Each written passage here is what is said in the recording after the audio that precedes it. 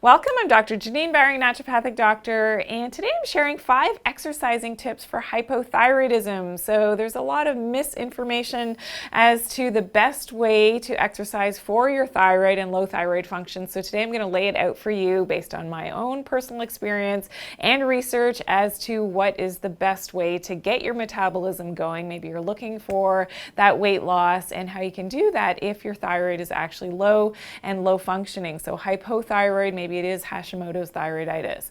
Okay, tip number 1 is to make sure that you're not doing too much exercise. So yes, too much of a good thing in this case is not a good thing for the thyroid. So especially at the beginning as you are getting healthier, and if your thyroid is really low and under functioning and you have all the symptoms of low thyroid, I want you to check out my other thyroid videos for hypothyroidism and all the symptoms that I list there, because you could be even medicated for low thyroid and your blood work could be fine for your low thyroid and yet you're still symptomatic. So make sure that you take those steps in my other video to ensure that you're actually supporting your thyroid gland in the right way. But also too much exercise, when you're just getting your thyroid going and feeling better again in terms of your symptomatology, you don't want to over exercise. So that's my tip number 1 is yes, exercise is good, but you don't want to overdo it. Tip number 2 is to make sure that you choose an exercise that you like. So if you're not a swimmer, swimming isn't going to be the best form of exercise for you. So you've got to find something that you can do regularly every day to ensure that you are able to do it for the long term. Exercise isn't something that you just do for a period of time. And then once either you get to your goal weight or you get your thyroid going, or no matter what your goals are for your health, that you stop once you get there. No, exercise is meant for our bodies on a daily basis. It's something that is absolutely a must. So getting that exercise in, making sure that you find a type that you like is my tip number 2. Tip number 3 is don't overdo the cardio. So, this is common in people that are training, whether it's for marathons or triathlons. If you're doing extensive long-term cardio all the time, this can be a problem. So I'm talking exercising, past 45 minutes, probably not a great idea, especially if you have low thyroid. So instead of the extended long workouts, what you want to do is maybe some HIIT training. So shorter segments of intense exercise can be very helpful at speeding up that metabolism and really helping with that blood flow to the thyroid gland.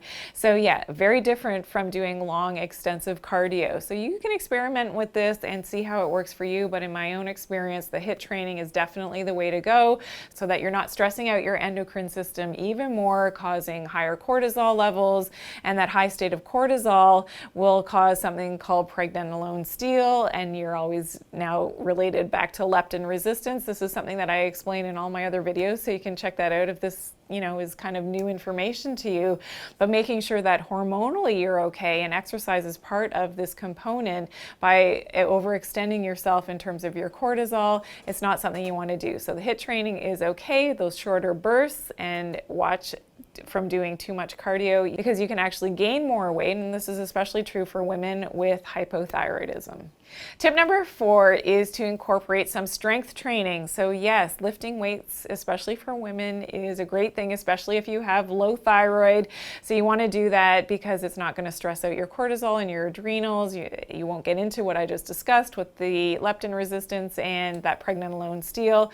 Some weight training is fantastic, and also yoga. So that more meditative type of yoga practice in which you're not, again, stressing out that cortisol in your adrenals is fantastic as well. So a combination of weight training, HIIT training, and yoga is my best combination for helping with hypothyroidism.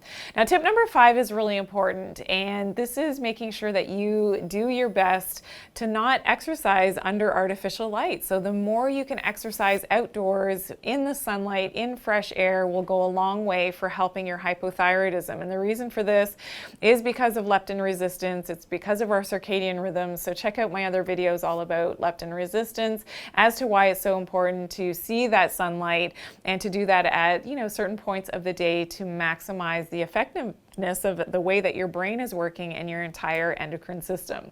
So I hope you love this video. I hope that you learned something new. Please let me know in the comments below, or if you've got questions about your own exercise routine, I would love to hear from you.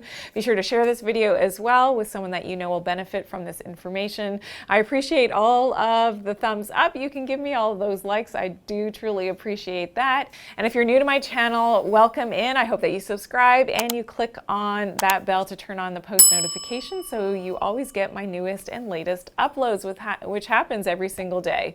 And remember to always take good care of your health and do it naturally. Thanks for watching me today.